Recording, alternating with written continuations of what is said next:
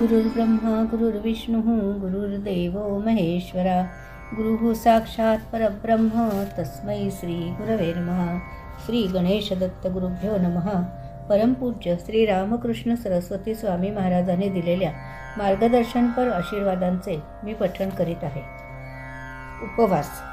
उपवास हा देहशुद्धीसाठी असतो। ज्यांना शुद्धतेची गरज आहे, आवश्यकता आहे, त्यांनी जरूर उपवास करावा। अपवित्र न खाणे, खोटे न बोलणे व ब्रह्मचर्याचे नियम हे सोबत असले पाहिजे।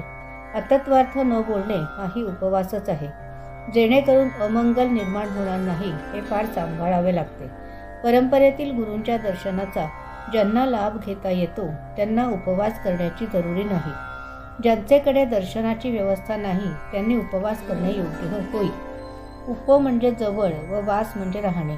देवाजवळ बसून चिंतन भजन करणे हा खरा उपवासाचा अर्थ आहे। उपवासाला पाणी व फळे आवश्यक असतात।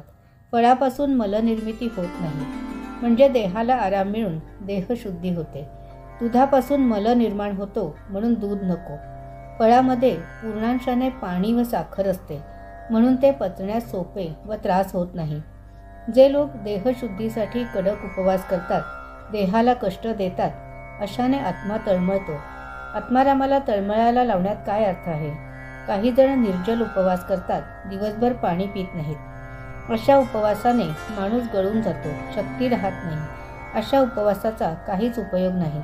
वास्तविक पाहता अशा उपवासाने मनाला जी शांती मिळायला पाहिजे ती मिळत नाही। उपवास करताना श्रद्धेने, जाणीवपूर्वक व जाहिरातबाजी न करता करावा। उपवास करताना देह ज्ञान ठेवणे जरुरीचे आहे, म्हणजे त्याचे फळ मिळेल। उपवास म्हणजे फराळी पदार्थ खाणे नव्हे। खरोखर उपाशी राहणे व भगवंताचे चिंतन करणे याला उपवास म्हणतात। काही लोक चतुर्थी व एकादशीचा उपवास करणारे आहेत। दुपारी पोटभर फराळी पदार्थ खातात व रात्री चंद्रोदयानंतर नाममात्र जेवतात, हे चूक आहे।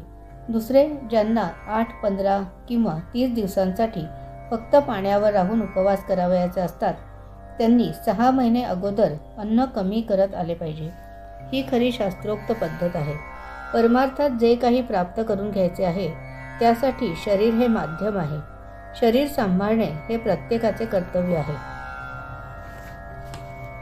दैनंदिन साधनेतील आजच्या या भागाचे पठण परमपूज्य श्री गुरुदेवांच्या चरणी सादर अर्पण।